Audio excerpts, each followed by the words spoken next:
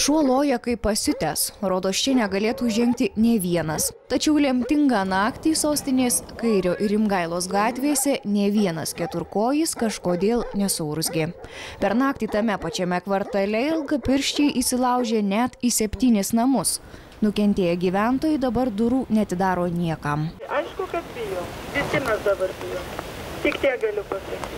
O kaimynai greičiausiai iš baimės apie vagišių darbelius pasakoja tik per tvorą. Išnešė didelį kompiuterį, ten modemą. O jie patys buvo namie, ar ne? Taip, jį nebuvo.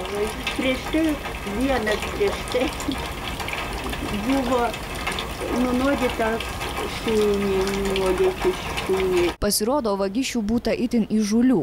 Kam išdaužė langus, kam išėmė balkono duris ar į namus patekę pro rūsį, ilgapirščiai išnešė ne tik pinigus, papuošalus, rankinės, buitinę techniką, bet netgi įsliūkino į miegamąjį, kuriame miegojo šeimininkai. Girdėtų tik, kad nuo staliuko prie lovos irgi kaip tokius daiktus pavogė, tad ateina iki pat lovos, ima drąsiai viską ir išeina. Jokas nieko negirdi. Supratau, nebaisu jums pačiam.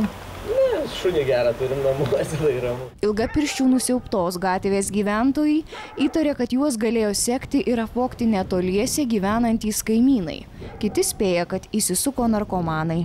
Iš kalnų gyvena labai tokia kampanija, gera, todėl kad visada svečiai, visada tokie žmonės, jau matosi iš kalėjimo. Nežinau, čia sakė, ar su šunim ir viską ten ieškoja, ar ką ten suras, jeigu jau taip. Kad čia ne, gal turbūt kažkoks narkomanai, gal kokie, kad ten, nežinau, turbūt nėra rimti vagys, gal turbūt nelabai, kad ten. Baisu, atrodė taip ramus. Bet taip čia kvartalas toks, kot... Matai, vagys mes navai. Kasmet pastebima, kad vagišiai atkunta atšilus orams. Štai gyvenamosius namus stebinti saugos tarnyba vien pernai vasarą gavo daugiau nei 3000 pavojų signalų, kai vagys bandė patekti į butus ar namus. Ir žmonės dažnai nesisaugo patys labai, kadangi pas mane yra kaimynas, pas mane nėra ko nešt, kiekvienam bute yra ko nešt.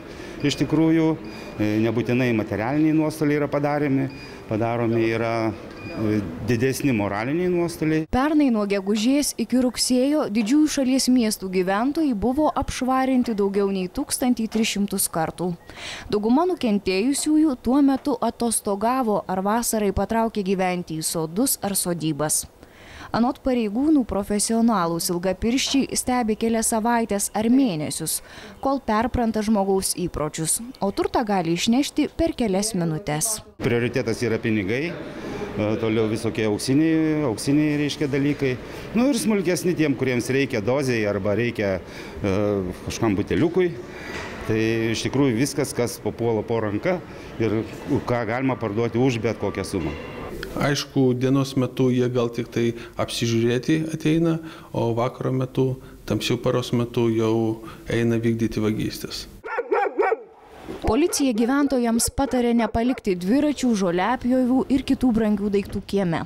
Visada rakinti duris ir uždaryti langus. O jeigu planuojate išvykti ilgesniam laikui, perspėti kaimynus ir paprašyti, kad pasaugotų namus.